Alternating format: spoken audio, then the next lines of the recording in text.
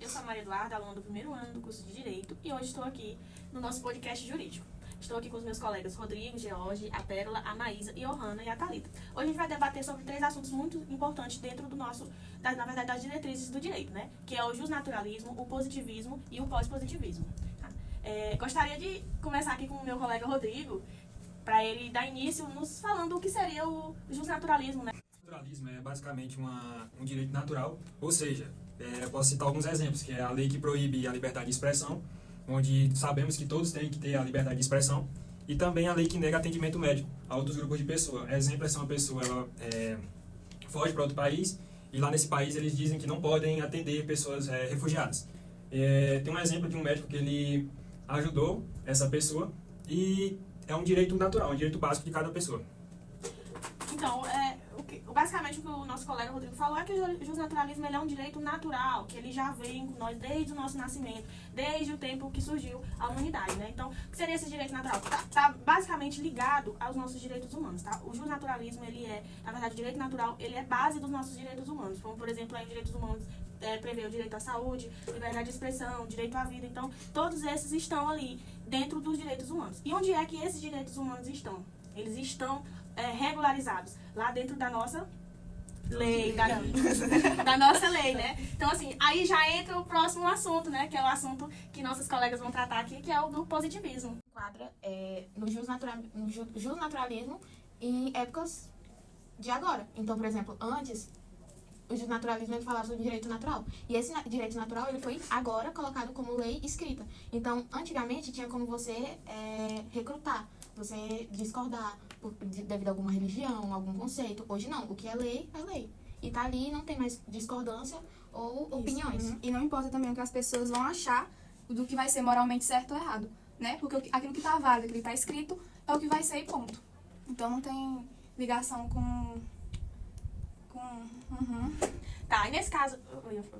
E nesse caso aí, o que tá escrito, não tem ligação, como ela falou, com a moral. Só que assim, o justnaturalismo, ele tem os princípios básicos dele, que é o quê? A universalidade, a imutabilidade e que são o direito natural. Na verdade, basicamente a sua definição. Então, assim, quando a nossa colega Maísa fala de que o que está escrito, só que o que está escrito lá em forma de lei foi baseado em cima desse justnaturalismo, desse direito natural, né?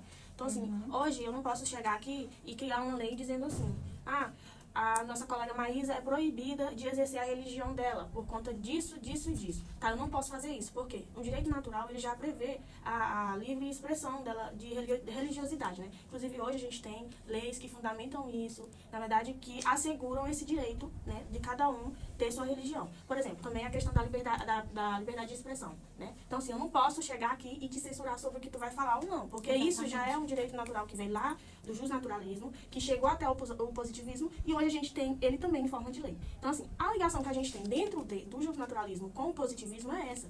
O justnaturalismo, ele já era aquele direito, já seria uma base. E após, quando chegou na parte de positivismo, foi somente a regulamentação. Então, a nossa colega Maísa, ela foi bem assertiva quando ela disse que a lei tá ali e tem que ser seguida, né? Tá escrita, ponto, tem que ser seguida. Realmente, porque foi regulamentalizado esse direito natural.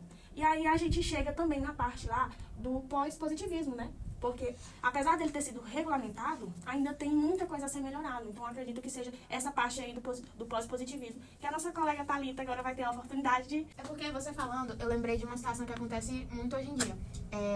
Porque uma das questões do positivismo é que não se mistura religião ou opiniões, conceitos com a lei. O que tá na lei, tá na lei. Só que uma das coisas que a nossa lei considera é que todos eles podem ter sua religião. Mas ali é uma lei, no caso. Isso.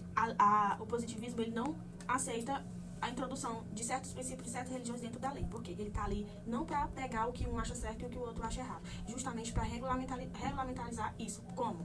Você tem sua religião, você segue seus costumes. Você tem a sua religião, você segue os seus costumes, tá? Então, assim, não adianta eu querer pegar uma religião tal e instituir ela dentro da lei, porque não, cada religião tem seu princípio e cada pessoa tem sua religião. Não dá pra colocar um padrão.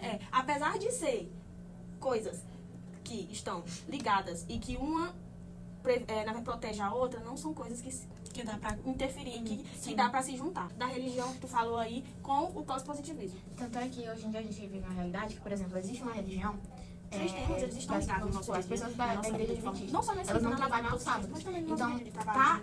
é um direito delas, por respeito à religião delas, que as empresas aceitem que elas não trabalhem no sábado. Isso, pra você ver como o direito, o justnaturalismo, ele tá todos os dias ali ligado dentro do positivismo, né? Porque ela protege, ela regulamentariza que se ele tem aquele costume, ele não é obrigado a ir. Ou seja, o patrão, o empresário, o pessoal que faz a questão do quadro de horário de funcionário tem que ajustar o horário daquele funcionário que não pode ir trabalhar o sábado. Exatamente, Ele para é atender a amparado, necessidade dele. Isso, ele é amparado pela lei, entendeu? Então, assim, são coisas que estão todos os dias no nosso dia a dia a gente ligado. convive. Isso, aí aqui, ó, já entrou. Pois é, dentro dessas duas diretrizes do nosso direito, né, que é o justnaturalismo e o positivismo, eu acredito que tem algo que venha para equilibrar. Que eu acho que seria o caso do pós-positivismo, né, colega Georgia? Ele busca equilibrar a rigidez da lei escrita com uma aplicação de princípios fundamentais como a dignidade humana e a justiça social. Então, basicamente, o pós-positivismo ele vem ali como um quebra de gelo, né, entre o justnaturalismo e o positivismo. O pós-positivismo, ele é uma crítica, né? Ele é uma crítica ao positivismo. Em resumo, o pós-positivismo jurídico, ele busca uma visão mais ampla e crítica do direito, considerando os valores e os princípios éticos. Então, regulamentarizando aí essas duas diretrizes do nosso direito, né, que é que é o direito natural, que é aquele direito mais amplo, solto, tem o positivismo do outro lado, né, como a nossa colega Maísa e Pérola falaram, né, é um direito mais rígido e depois disso vem o pós-positivismo, que é aquele direito que vem para equilibrar. Eu gostaria aqui que a nossa colega Thalita dissesse aí pra gente um caso em que coloque esses dois conflitos de direitos aí, que é do justnaturalismo e do direito do positivismo, né, quando o pós-positivismo ele entra e faz esse equilíbrio. Então, um exemplo de aplicação do pós-positivismo, um caso real, é o caso de anencefalia dos bebês, quando que no Brasil, em 2012, o Supremo Tribunal Federal permitiu a interrupção da gestação de fetos anencéfalos, baseando-se na interpretação da Constituição, já que não havia uma lei clara sobre o tema.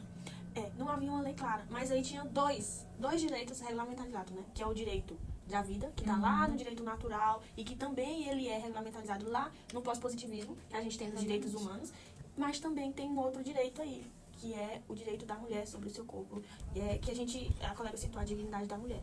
Então, assim, em casos como esse, o pós-positivismo ele vem para quê? Equilibrar. Tá, o direito natural à vida, mas aí já tinha uma vida, né? Uma vida ali que é a vida da mãe que estava gerando esses dois bebês. Então, assim, eu acredito que o entendimento do STJ, nesse sentido, seja que um direito ele não se sobrepõe ao outro, mas tem sempre um que vale a pena ser mais analisado. Que vai prevalecer, Isso, né? tem sempre um que vai ter um olhar maior, né? Então, assim, ao decidir uma vida que já está ali, existente, há vidas que estão sendo geradas, eu acredito que o melhor entendimento seja esse realmente do STJ, né? Então, Isso. com isso, eu Hanna agora, eu gostaria, Hanna, também que você fizesse uma reflexão, assim, sobre esse tema, né? Na verdade, sobre esses três assuntos que a gente está tratando aqui. Bom, a relação entre norma e justiça e moral no direito ela é bem complexa e multifacetada. Que o positivismo jurídico, ele é representado pelo Hans Kelsen, que defende a separação entre o direito e a moral. Ele argumenta que o direito ele é válido, independente de sua conformidade entre os princípios morais. Por outro lado, a gente tem o justnaturalismo, que ele sustenta que o direito ele deve estar alinhado com os princípios morais e de justiça, para ser considerado legítimo. A teoria do mínimo ético, ela sugere que o direito ele incorpora valores morais essenciais para a sobrevivência social, mas pode também tutelar o que é imoral. Assim, o direito, ele lida com essa relação ao equilibrar a necessidade da ordem legal com as demandas morais e da justiça. Ótima colocação, Johanna. Então, assim, o que o Hans Kelsen basicamente quer passar pra gente com tudo isso é que, apesar de você já nascer cheia de direitos naturais, cheia do direito de si, esse direito ele deve ser regulamentalizado, né? Então, assim, são questões bastante complexas que, se você não pegar de ponta a ponta pra você entender, você acaba que acha que tem sempre um querendo prevalecer. Mas não, Sim. essas três diretrizes do direito, elas andam lado a lado. Elas vão se cada um se complementando. complementando, tá? E é isso, colegas, obrigada. Foi muito bom debater com vocês sobre o assunto. Adquiri bastante conhecimento, acredito que vocês também. Sim, com certeza. E por hoje é só, ficamos por aqui com o nosso podcast jurídico. Até mais.